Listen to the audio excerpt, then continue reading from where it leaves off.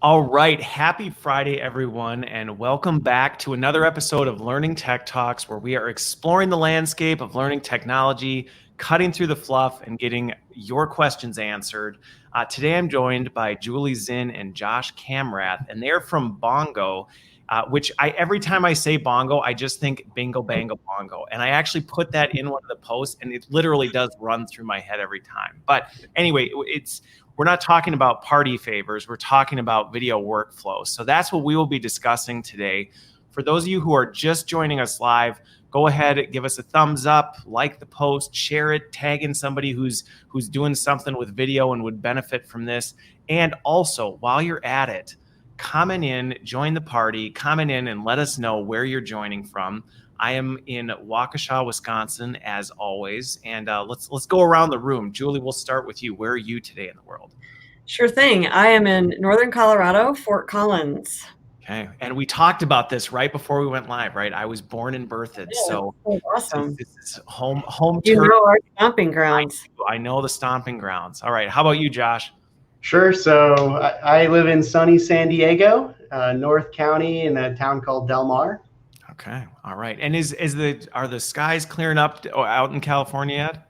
Yeah, they were. The smoke was inundating the skies the last few days. But yeah, looking out the window, it's baby blue skies right now. It's been coming here. That's what's happening. You know what's actually, it's interesting. 2 days ago, I think it was 2 days ago, I was out on a walk with my kids, and you could look straight at the sun because it was so hazy and smoky. They're just, it wasn't. And my kids, we ended up talking about it because they're like, why is the sun not bright? And I had to explain, there's fires and all the stuff. So yeah, well, I'm glad to hear it's clearing up because that means it'll make its way here soon enough.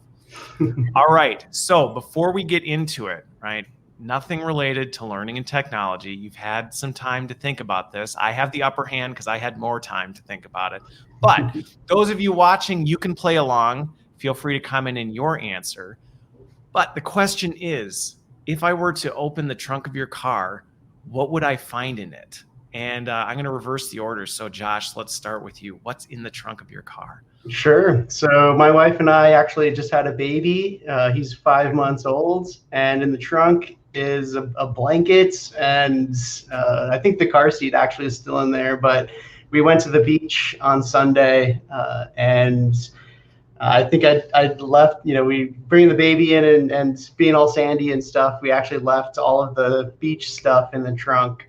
So I'm sure it's still there because I don't think there's still beach stuff, baby stuff. Okay. Yeah, baby stuff, blankets. All right, all the good stuff. So is that number one? It is. Baby? Yep. He's our first baby. Like I said, 5 months old. His name's Jay, and he's awesome. Every day is, fatherhood gets a little better. Yes. Well, just so you know, that will permanently fill the trunk of your car for a while. If you decide to have more, you're going to just need to get a bigger trunk. Okay. I'm just giving you the heads up now.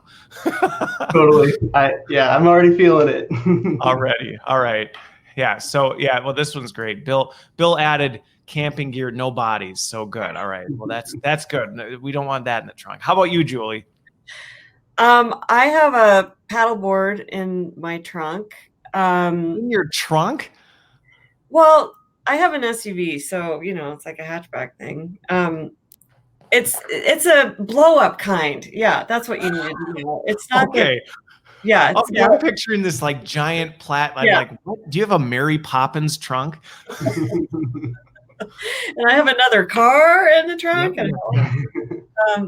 But it hasn't been used in a while because we've also had fires here in northern Colorado, and so we really haven't been able to get out. So hopefully now I can do that. And then I have a bunch of balled up different kinds of tape because we've been trying to fix my console between the front seats. You know that thing that all your junk in it? Yeah, well, the junk console where you just dump everything you don't know what to do with in your car. Stuck in the upright position, and we've been trying to fix it. We're on like plan M or something now, but there's so much like balled up. Okay. So it's failed attempts of the MacGyvering of repair of your center console. Okay. Well said. That's exactly. Yeah. That's about it.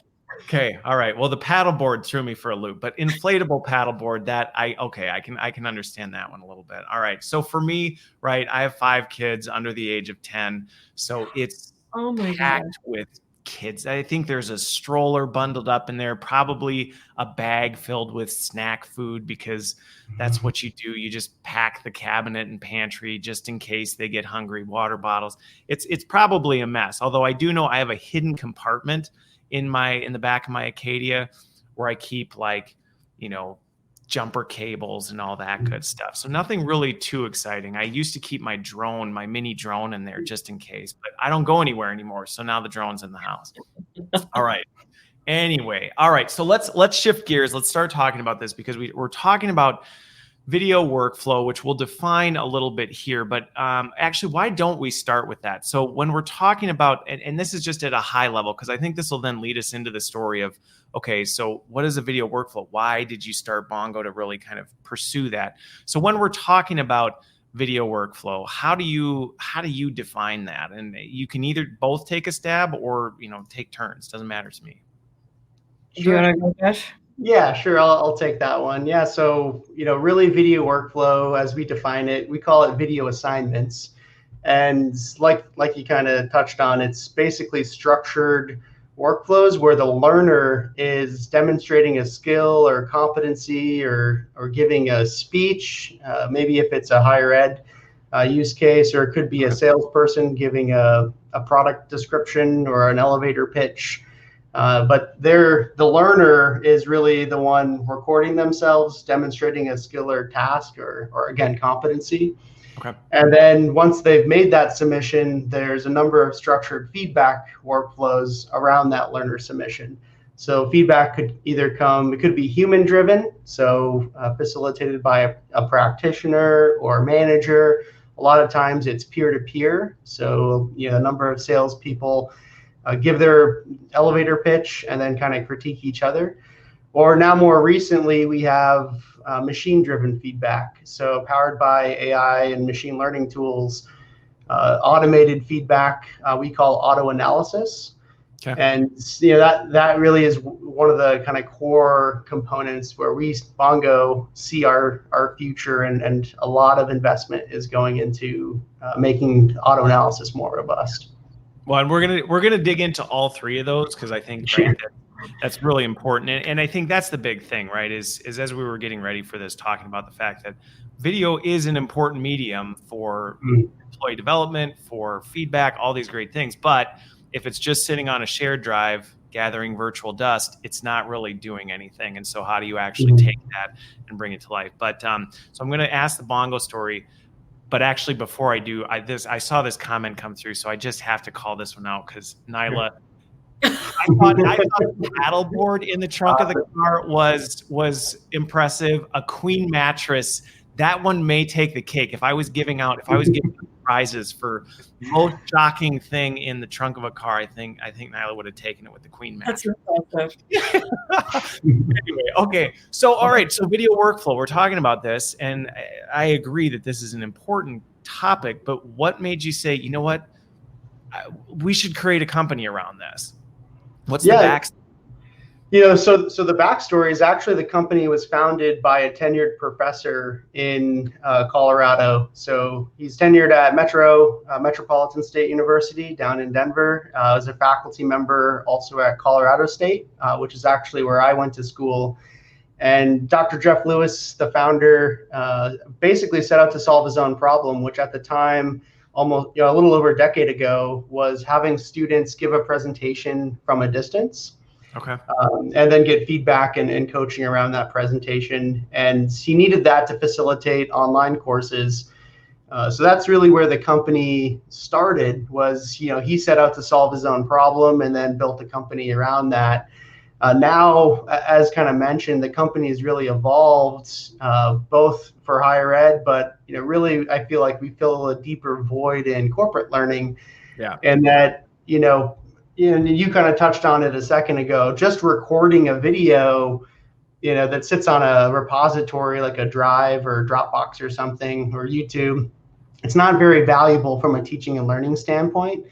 And really, that's where video assignments and structured workflows make a big impact, is being able to attach a learning outcome to a video makes it tangible in terms of progress and improvement or assessment and validation of a skill. And that's really like I mentioned, a lot of our future and the millions of users that we have currently. That's really the focus, is again attaching a learning outcome to a video. Well, and the thing with it is in the nirvana, or in our ideal state, right? People would know what they were looking for and they would go find it and they would do all this stuff. But in practice, that's just not how it plays out, right? Like, people just don't, they sometimes don't know what they need. They sometimes don't know where to go look for it, and or just aren't proactive enough to do it. And I think that's where the automation of trying to do that and help make it clear what should I do and how should I do it can actually then upscale video's potential by saying, okay, yeah, it's a good thing, but by itself, it's really not much of anything until you actually put it to work through a workflow, I guess we could say. Yeah, I think you take it from a passive experience to a very engaged experience. Right. Well, and that's the whole thing with learning, right? I mean, it's all about what you have to do something with things. Even skill, you can take all the knowledge in the world, but if you don't put it into practice, did you really learn anything? I mean, maybe up here, but is it doing anything for you? So, but the other thing before we dig into the capabilities, now you've taken a little bit of a different approach than a lot of players in the space, or some vendors out there, in that you're not necessarily looking to create the new place that people go, right? Or the new thing. You're actually integrating in with other learning tech providers, correct? So talk a little bit about that, because that's a different avenue than I think a lot of people think of when they say, hey, I've got a great idea for an app or a great idea for a capability. The initial response a lot of times is, I'm going to go create that thing, and you didn't, or you're not. Yeah, and really, we've really made a conscious effort to focus on our core competency, which is structured video workflows, having learning outcomes attached to video. And like you just said, instead of trying to reinvent the wheel and build like an LMS or a full stack engagement tool, we've really made the decision to focus specifically on taking our technology and plugging it into partner organizations to power that high touch, high engagement interaction between a manager and an employee, or just around the learners. And really what that means is, we do have a handful of direct customers, but really almost all of our user base is part of another system, right? Okay. Whether it's D2L or Loop or Cengage, like we have a lot of different partners, and learners would log into Loop. They wouldn't necessarily know that they're using Bongo. Yeah, exactly. It's it's really, we're just powering this cool set of functionality inside of another vendor's product. Okay. And making that product more valuable. Oh, sorry, Julie. Go ahead. Sorry. Hopefully making them more competitive in this, COVID world. I mean, digital learning is really just taken a firmer place in the learning landscape, right? And this hopefully gives them a higher value solution that they're bringing to market, and then also giving higher value to their customers. Okay. Well, and it's an interesting play. I've had a number of conversations recently with people about, right, is the ecosystem consolidating or is it expanding, things like that. And one of the things that I think has always been a struggle for some of the bigger players is it is hard to specialize in capabilities in your tech when you're trying to do it all, right? And I think as a result, sometimes you end up with something that does everything but doesn't do anything really very well. And I think it's a unique approach to say, hey, let Bongo focus on getting video workflow like best in class, so that we don't have to focus all our resources on it, and then let's integrate into that so that we can say we've got the best video workflow without having to deal with the overhead. It's almost kind of like outsourcing some of your capabilities so that you can focus your attention. Mm-hmm. And really that's where a lot of our partners decide to go with us, is like Julie mentioned, COVID changed the world. Everybody knows that, engagement from a distance is needed. And a lot of our partners or these other vendors, are looking at their own product roadmap and saying, we know we need to add, so there's this, cloud of video, and we know we need to add engagement. We can either, build it ourselves, and it's going to take 2 years of engineering capacity to get something, or we can go look at partnering with an organization like Bongo and get product in market in 30 to 60 days. Yeah. So well, it's interesting. I think this is a shift that we're probably going to see more and more of over the years. It's actually a shift that I think we saw internally in L&D happen. It's probably been a while, although some organizations are still doing this. But right, the build versus buy question, which internally we were doing this in L&D for a long time, where it was like, what, we'll build our own LMS or LX, and you're like, why? Like, why would you waste your time and resources trying to reinvent the mousetrap when it's going to take you 10 times longer, it's going to cost you 10 times more versus just saying, let's find somebody who's doing a great job with it. So it's actually interesting seeing, that happening on the outside side, even within the tech capability, which gives the impression of a simplification or consolidation of the ecosystem, when in fact it's not. It's just as diverse. It's just being hid behind another layer. Exactly. And, we've had actually partners that are extremely healthy partnerships, but before they became a partner, they tried to build it themselves. And, what that ended up is, they were a day late and $1 short bringing a solution to market. And they actually came back to us and, abandoned a homegrown solution to, incorporate our technology. So yeah, what you're saying is exactly correct and hits it on the head. It's funny. Go ahead, Julie. I was just going to say that we've invested a lot in making it happen easily for our partners. We've done it enough now. We've got a really prescriptive program actually for how we kick off with a new partner and get them integrated quickly so that they can be bringing value to their customers as quickly as possible. And, there's a lot of tracks that go into that, but because we've kind of stumbled along with our initial few partners, we've figured some things out over time. So I think that's as much of what we're bringing to the table is, that smooth ramp for our partners, just as much as the actual tool. Yeah. Well, and it's funny, another parallel kind of I'm actually seeing a similar thing with where L&D is going, which is you're kind of the invisible video workflow behind the big name, which is where L&D, in my opinion, needs to go in organizations, right? Invisible L&D. We're not out there saying, look, we've created all this great stuff. You don't know we're there. It's just happening for you and making things, work really well. And I think it's a cool way to approach it. It takes a little bit of humility, right? Because you got to be willing to not be the big name that's showing up everywhere, but knowing, that doesn't really matter because we're actually solving massive problems for people.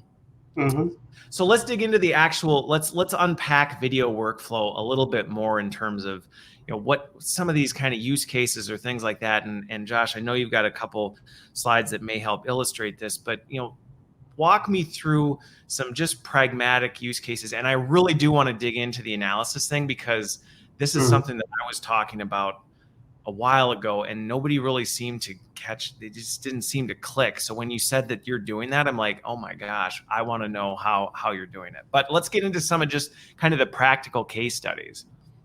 Sure. Yeah. So from a use case perspective, really we have 4 core assignment types, we call them.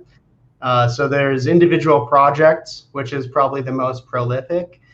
There's question and answer where we put somebody on the spot, kind of like an interview, you can think of it as. There's group projects, which facilitates team interaction. And then individual video, which is more watching a video and it's got embedded questions throughout to check for, make sure the learner's like sponging up the material, if you will. But, a use case, and I alluded to it a little bit, but, and maybe I'll have a core use case and it'll tie back to having auto analysis come in. But, like software companies are, hopefully every month, but on some cadence, coming out with new functionality, new features.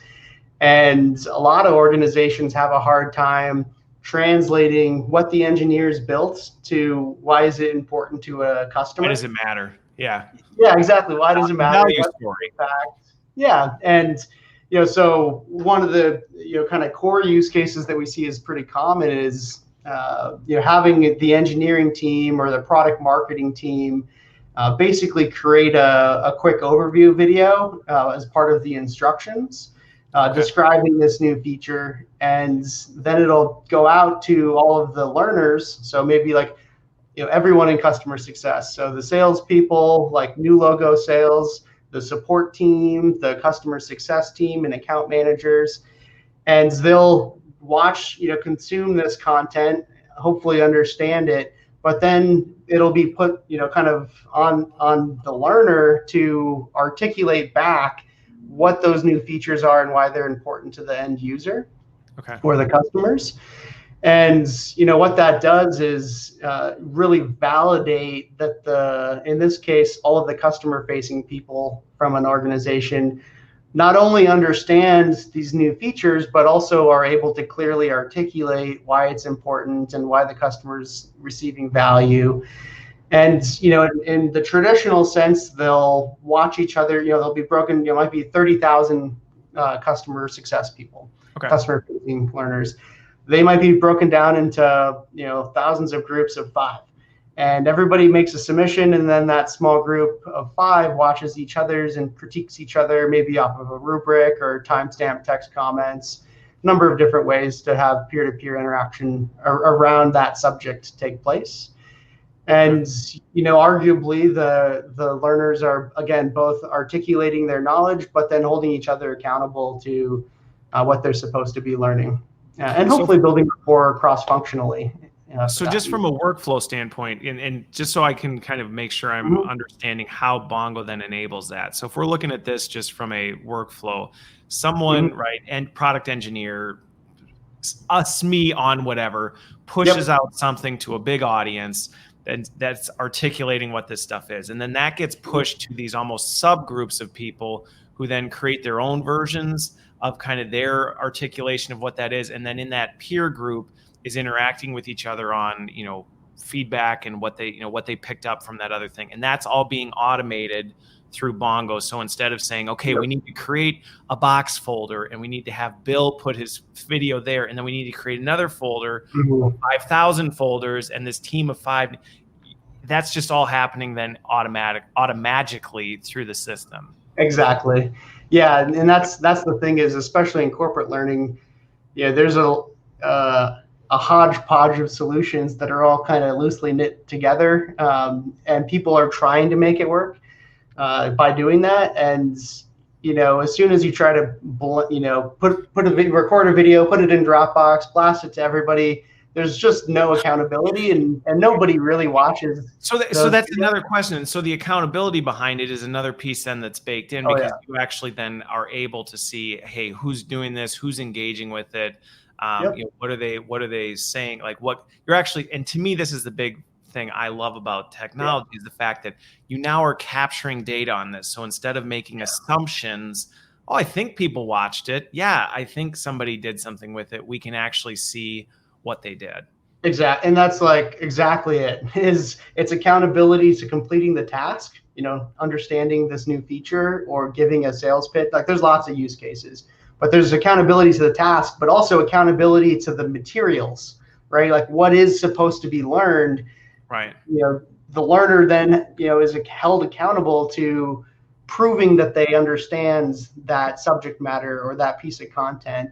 Right. And that's ultimately what corporate learning, teaching and learning, like that's the most paramount piece of it, right? Of course, we want people to be upskilled and generating new skills, but at the end of the day, what most organizations want most is for the learners to just be good at the task at hand, understands why products sell or what features are compelling, why it's important.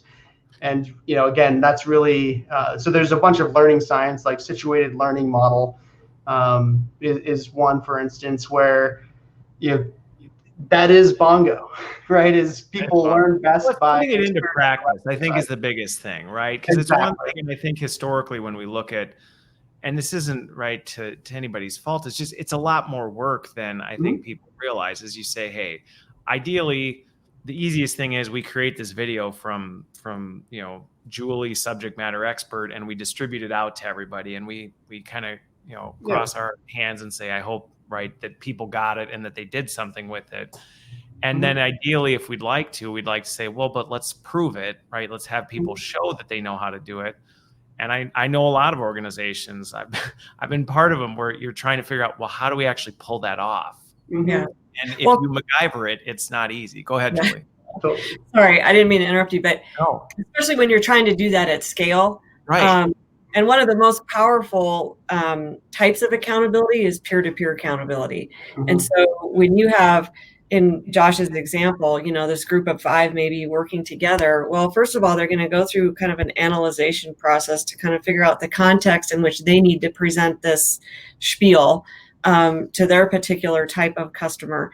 And then they're going to practice it in one of our workflows, and then they can be given peer-to-peer feedback, and the chances are it's going to be pretty honest peer-to-peer feedback. And as we're saying, there's nowhere to hide in video. You're going to show what you know, and if you know it, great, and if you don't, it may not be so pretty. But going back to also Josh's comment about learning science, I'm sure a lot of people on the session today are familiar with Bloom's taxonomy. What I personally love about Bongo, and really one of the reasons I came to this company, is because you're kind of climbing up that ladder, apply, analyze, evaluate, create. Bongo enables that. It's just really cool. And it's where real learning, that authentic learning is actually happening. And you can't get that even in a classroom. I don't think. It's certainly not at scale with tens of thousands of scale. Well, and I think that's the biggest thing, right? You hit the nail on the head, Julie, with that. That is the biggest challenge. Some of these things, can you do them in a classroom, or can you do them, maybe on Dropbox?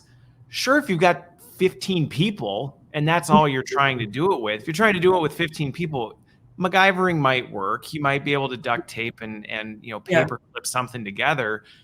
But one, you're still not going to have the data. Getting back to Joe's comment in the feed, the data is not going to be there. And 2, the second you start saying, great, now we want to do this for 1,000 people in 37 different countries, and suddenly your Dropbox paperclip duct tape method just doesn't cut it anymore. Or even if you want to practice it 10 times, 5 times, your classmates in the live classroom are going to be like rolling their eyes like, oh, come on. I don't want to wait for you to practice this 10 times. I don't want to listen to Julie on her trying to re-articulate this. Right. Well, and that's right. And again, to me, one of the big things about this is it's democratizing this stuff to allow people to do this at their own pace, on their own time, and personalize it. Because again, to your point, it actually can have a negative effect on other participants. If 7 people are good, they're good to go, they hit it on the first round, and they're like, let's move on. Like, what's next? And Josh is over here still stumbling through his first pitch. And now everybody's like, come on, like, can we move on with this already? So I think that's where, and to your point of trying to scale it, I was doing an interview the other day, and we had to record the interview in case Zoom crashed too, and then upload the file into Dropbox. Honestly, most of the time we spent was just around, no, hang on, no, it's this folder. Oh, it's not working. It's too slow. No, you didn't save the right file form. That kind of stuff. And that can crush something that would have tremendous potential. Well, that cumbersomeness is so distracting too to the learning experience. And that's really what the tool facilitates, is just streamlined workflows. And you've been bringing up data a couple times. Another really cool use case that we hadn't initially anticipated, but what we've seen somewhat common is organizations using this to essentially generate a data set or an artifact, and they might have it might be a sales pitch, it might be a situational experience of somebody comes, a subordinate, someone who works for you comes to you with a challenging problem. How do you solve that? And it's the organization has their learners go through this situational experience maybe twice a year. And over the course of a couple years, each time they do it, it creates or generates an artifact.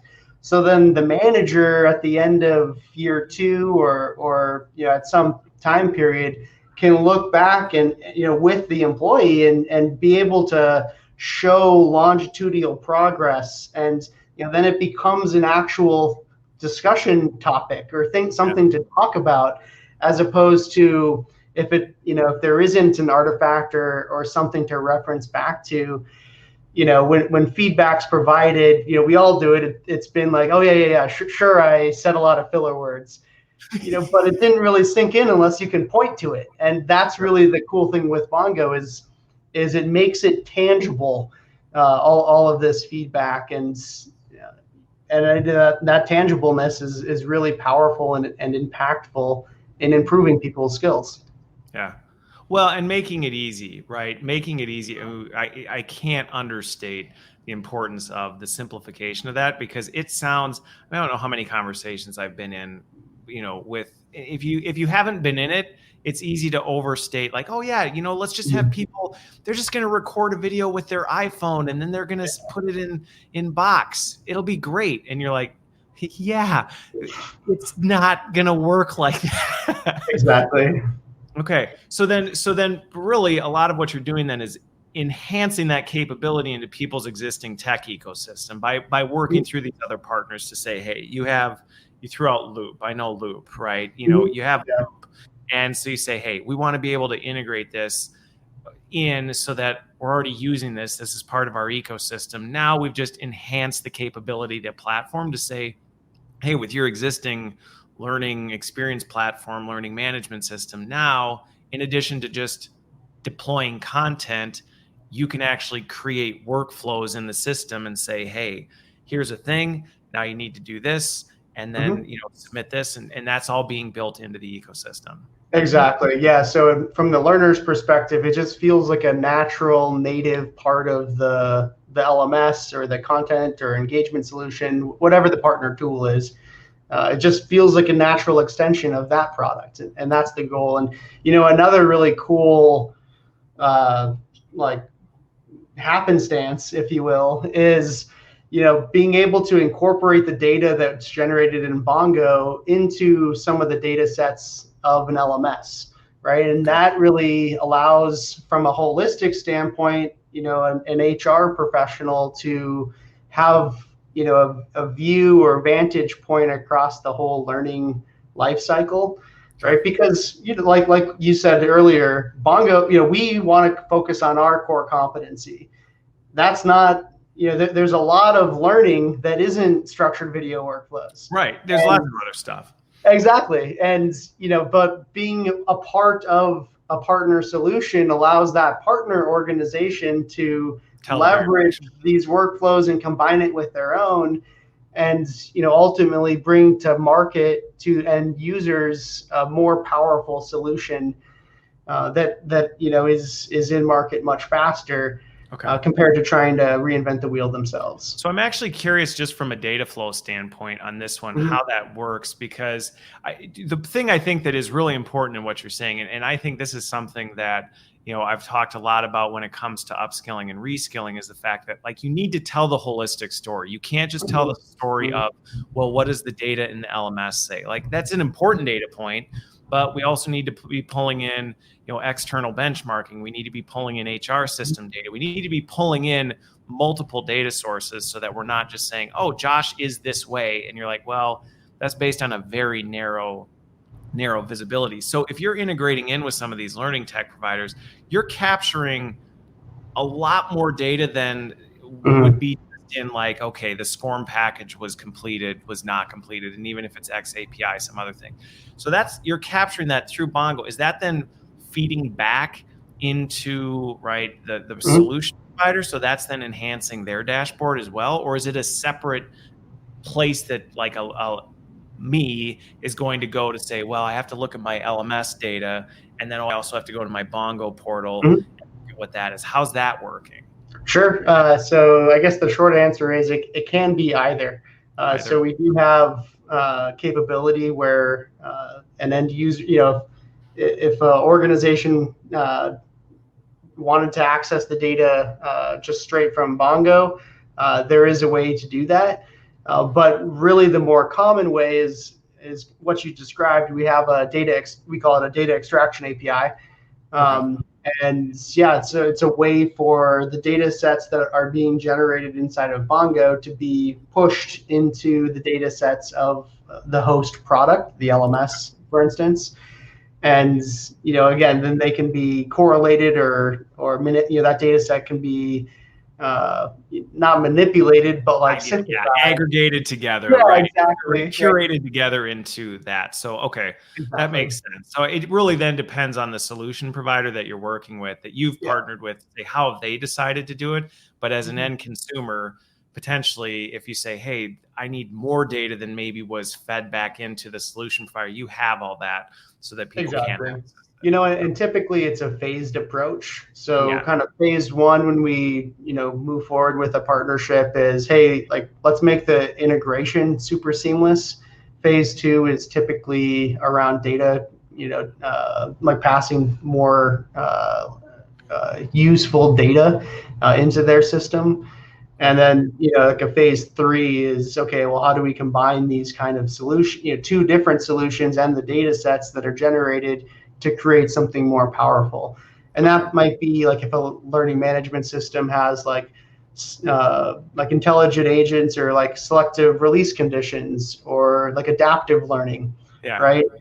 So the use case I was describing earlier, having a learner articulate what they know, and it might be around a sales pitch, an elevator pitch, or the difference between GDPR and CCPA from a compliance standpoint. Like there's lots of use cases, but them the use cases are unlimited, honestly. Exactly. It's a matter of like, what do you need people to articulate back? Exactly. And especially now in COVID times where communication is and communicating virtually like this is different than communicating over coffee in a face-to-face environment. So, but the kind of phase three, if you will, of an integration is getting a learner to make a submission, and then a little bit of a plug for auto analysis, the machine-driven feedback. Well, that's where we're going next, so you don't have to go too far. Okay. I'm about to.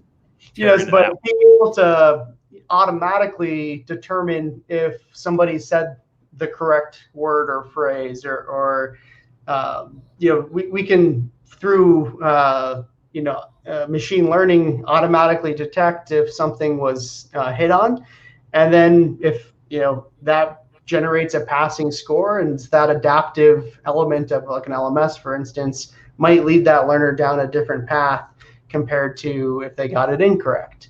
So being able to do more sophisticated things like that, I would put in the like phase three integration category. Okay. And that's typically, usually we're generating, already touching hundreds of thousands of users with that partner and generating, a couple $1 million by that point. So it's a lot easier to justify the engineering work on both sides. Okay. Got it. Julie, what were you going to say?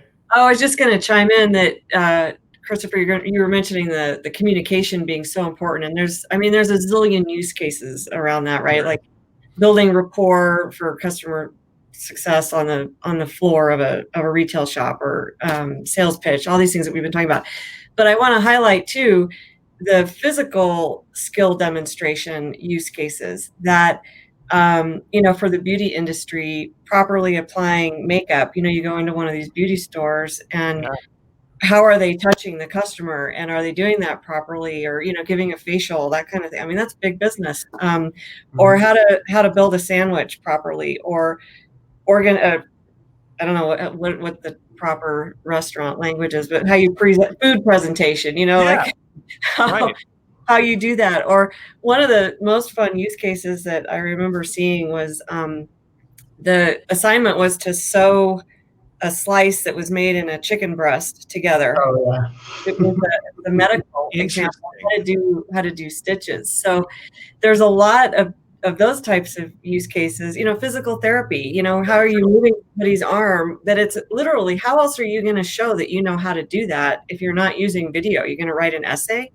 That's not going to work. It would take you 10 times longer too, right? I'm actually really glad you brought that up, Julie, because I think sometimes it is easy to think of video as only just being for communications, right? The way we communicate back and forth. But actually, you think about what happened with COVID and the fact that a lot of people can't be in the same places. Or honestly, COVID just, to me, accelerated everything that was already happening, right? We were a global distributed world. Everybody was all over the place.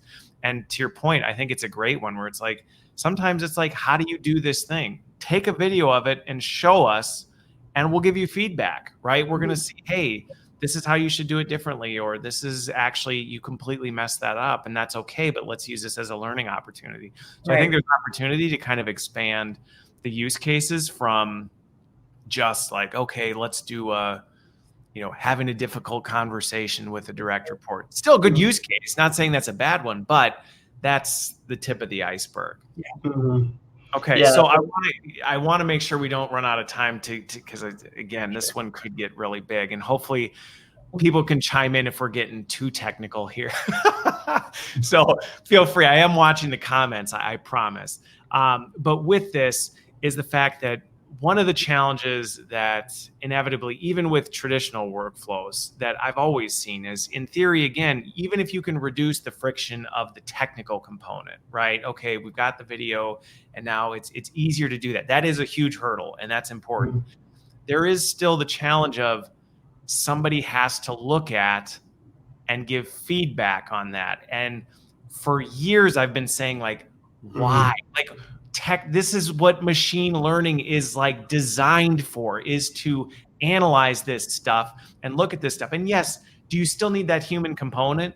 Sure. I'm not recommending that you just let the machines do their thing, but for the speed and scale of analyzing what people are doing, looking for specific things, finding patterns, and then being able to just automatically give feedback on that, that's huge. And the fact is, tech can do it, but I actually have not seen a lot of players doing that yet. So I'm actually curious how you're, starting or are well down a path of automating this, because this is where I've seen some of these initiatives just go down like the Hindenburg, right? Where it's like, all right, we did it. And we got the workflow figured out, and now we have all these videos.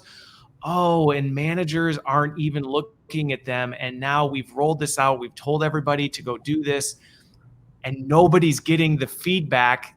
And now they feel like, I took the time to make this video. Nobody's even looking at the video. Nobody's giving me anything. And like, boom, it just goes south. So talk a little bit about that automagic component. Sure. Yeah, I would say, or like I was mentioning earlier, we got our start in higher education. And just like you were saying, in higher ed with college students, it's okay to have college students spend time watching every single video. Like, that's part of the learning process. But as soon as a couple of years ago, when we started to shift or expand into corporate learning, that was the biggest suggestion was, hey, this functionality is awesome, but watching every video is just too cumbersome, and it's a task too large. Right. In higher ed, it works, right? Because the professor, that's their job. Their job is instructors are getting paid to give. You're getting paid to do it, right? So you're like, okay, my job is to review and assess and do all this, and it's actually reducing their workload by saying, rather than me having to go do this. In the corporate world, it's actually stacking more on, because it's like, hey, I know you have your day job and the 9 million other things, but while you're at it, can you go through these 37 videos and give feedback to all these people? And people just go like, yeah. Exactly. It's just too much to ask for, and it's too time consuming. And that's really what, where the genesis of auto analysis came from was like you mentioned, using machine learning and AI powered tools. Auto analysis effectively automates the feedback process. and makes it so, it doesn't fully replace the human evaluator, but it makes it far, far faster to provide evaluation. And, additionally, with especially more recently, it allows for practitioners or teaching and learning professionals to really focus on the 5% of people that really need the help and the attention, as opposed to just trying to get a bearings of where the 10,000 salespeople are at. And that automation and time savings is something that has been received very, very well in corporate learning. I would imagine. Yeah, and and then being, like I was alluding to earlier, now that we're starting to have more robust functionality with auto analysis, such as the phrase or keyword identifier, that's allowing us to do like 1 + 1 = 3 type of value adds, where the actual grading process just looks for a specific word or phrase. So it might be in Microsoft, they have like 30,000 salespeople, and there might be some initiative to articulate or give a pitch on why Microsoft Azure is more powerful than AWS. And let's not get into that debate here. Exactly. Like, whether or not that, and we actually are an AWS hypothetically speaking. Exactly. And this is just a hypothetical use case, but, and like I said, we're actually an AWS shop, but, for that use case, 30,000 salespeople giving a 5-minute elevator pitch, that's a lot of video that's created. A lot. And, the experts at Microsoft, I would guarantee you, have identified specific phrases that resonate with the audience or customers.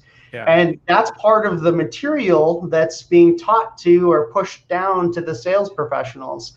And what auto analysis can do, like today, is auto transcribe what's being said, and then identify those phrases or keywords, and bubble them up and provide that as the grade. So if you put 5 phrases, let's say, or maybe it's just Azure is better than AWS because, maybe that's what Microsoft is looking for. The system will automatically identify if that was said, and show or demonstrate that the learners are doing what is requested of them. Yeah. Well, and it's interesting, and again, the capabilities of it, I've been amazed at how far it's come in the past few years, right? Even the speed of transcription, right? I mean, the fact you can transcribe things in real time and get sentiment and tone, and right, you can actually start to detect these things. But I think the part that you're getting at, and where sometimes I've seen this debate blow up, is like, well, a machine just can't do what a human can. And it's like, probably that's true, right? From a, giving coaching feedback or things like that. But the challenge is those SMEs can't look at 30,000 sales reps videos to kind of identify like which are the ones that, we want to highlight as a great example, or highlight as, hey, here's an opportunity. Like, this is, what not to do, and here's why, and things like that. And that's where, to me, the one, automation can help give a user immediate feedback, so that instead of waiting on their boss who's got 9,000 other things and just never has the time to get around to it, they can get some high level feedback on, okay, you said this, you forgot to say this, you need to do more of this. That can be done pretty quick, but then also that data can then feed upstream to say, hey, how do we curate and how do we actually pull from, overall, how are people doing? Are 80% of people there? Are 10% of people there? So that you can actually start to make actionable insights on a data-driven approach versus like, well, people really seem to love it. I think they got it. Yeah. Well, Yeah. I think the machine can actually do better than a human in assessing what Josh was just talking about, like certain content, word identification. If I were reviewing somebody, I'd have trouble making sure that they said all these different words, because I'm going to make mistakes probably. The machine's probably going to be more accurate. Yes. Yeah, and think about how cumbersome trying to track the number of filler words is. Oh, So things like, all so. right, Josh, your job is to watch 30,000 sales pitch videos and count the number of times they say. Like, I would just quit my job right there. Exactly. I'd be like, So would I. I'm done. That's a 10-year project. It's an impossible task for humans, but the system can do that automatically. And, Very being able to just present that information to the practitioner of, hey, this segment of people really needs to work on their delivery. They're talking too fast according to the algorithms. Or this other segment, they really struggle with filler words. Yeah. Being able to present that information to HR professionals or managers really just makes their lives much easier, and the task at hand completed far faster than and than traditional means, right? A one-on-one kind of engagement with a learner. Well, and Julie, you brought up a really good point with this, right? When it comes to the machine versus a human piece, you have to really kind of almost deconstruct it, right? Because there's this whole idea of, giving feedback. It's like, well, that's not a universal thing, right? There's a component of feedback that's very robotic and pattern based.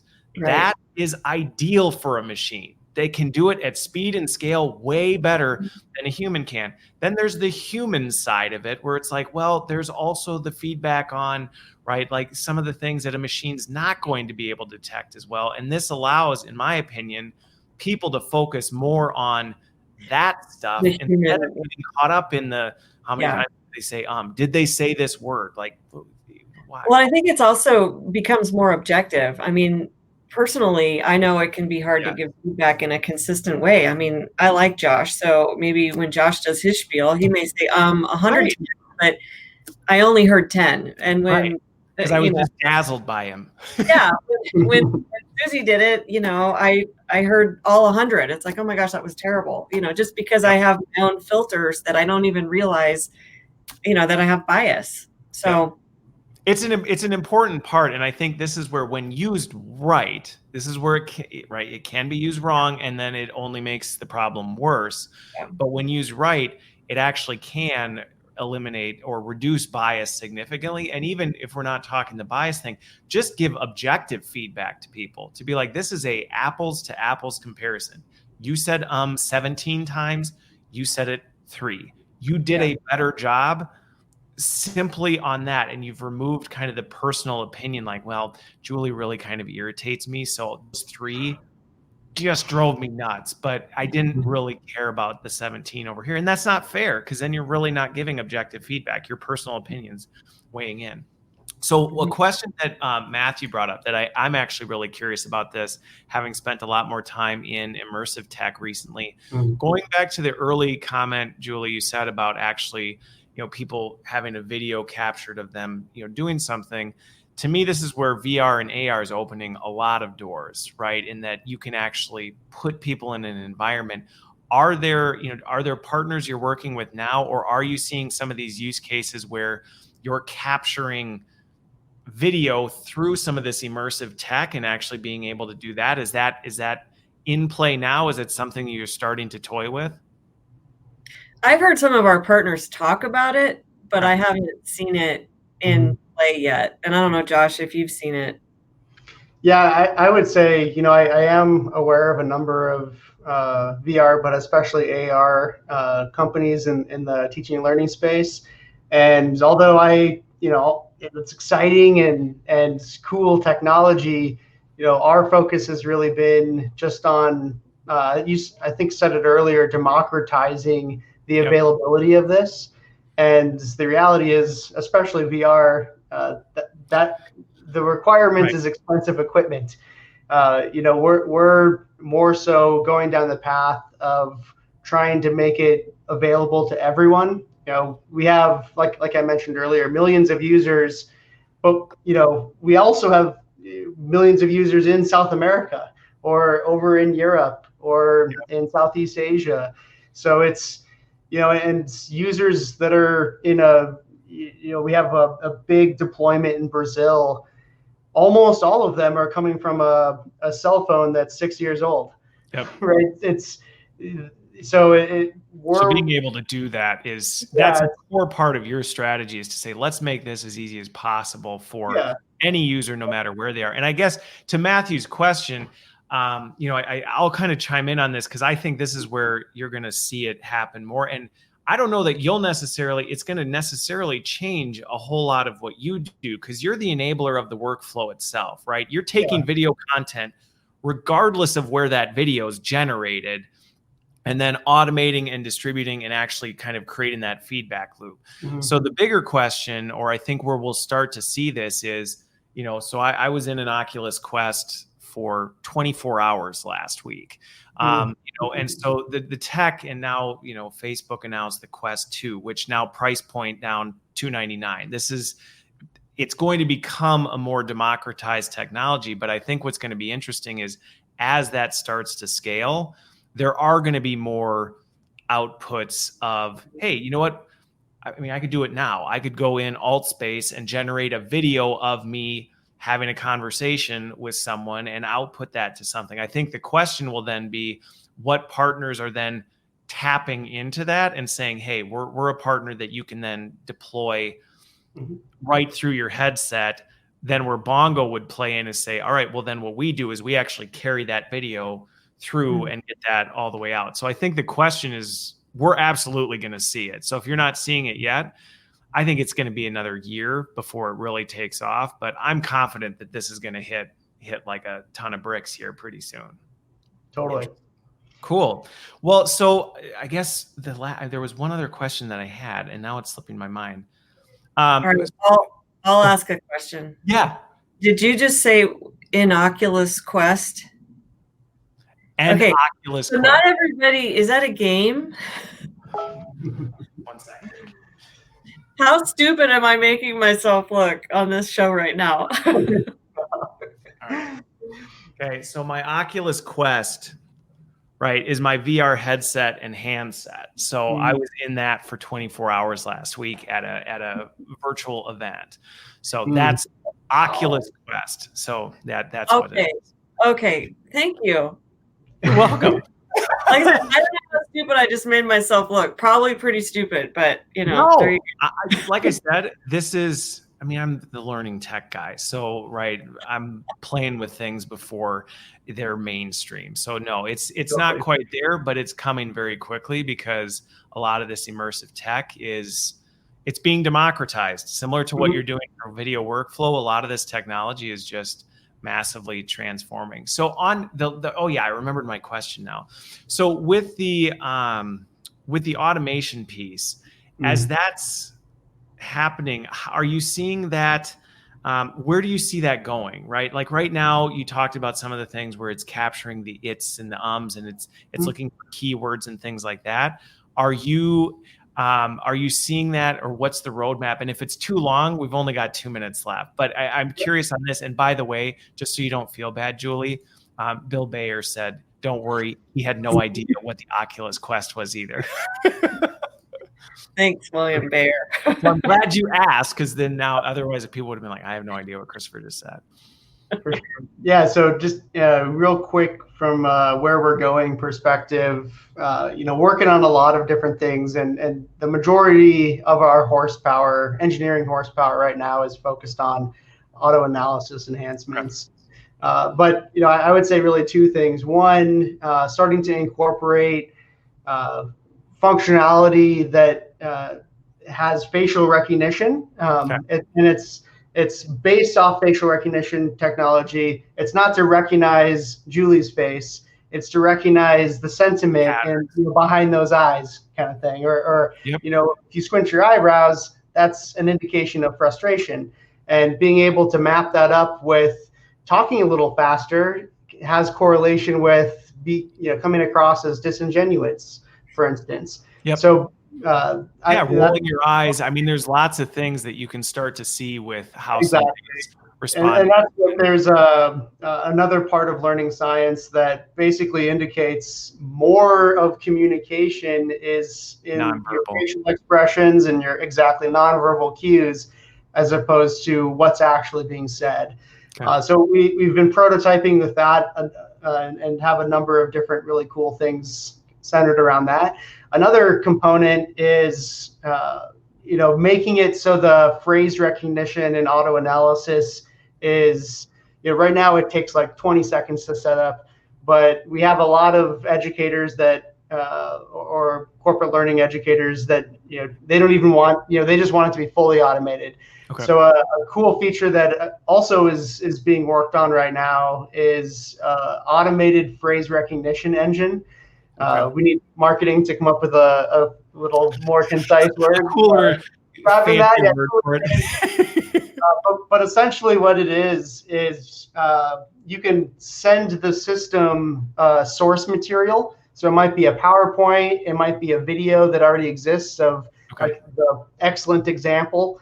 It might just be a product brief. And then our system can intelligently pick out the most important parts of that source material, automatically configure the phrase recognition tool to look for the elements in that source document, and automatically surface whether the learners are talking about key pieces of that document. And that full automation we think is really going to be the crown jewel of auto analysis, in that it just is makes it so everything's instant and automatic for teaching and learning professionals. Awesome. Well, I told you we were going to run out of time. I knew that was a dangerous question to ask, like right at the end. I'm like, well, whatever, it's fine. We can go over a minute. So, all right. Well, I'm gonna wrap us up. Thanks everybody for joining us. Hopefully, we got all your questions answered. Ben, I'll ping you offline. There was one more question that came in on how to get in touch with Josh and Julie for people who are interested in learning more. So, thanks everybody for being here. Hope you had a wonderful week and have a great weekend, and we will be back next week. Thanks, Josh and Julie, for joining me. Awesome. Thanks for All right. Bye-bye. Have a good day. Bye.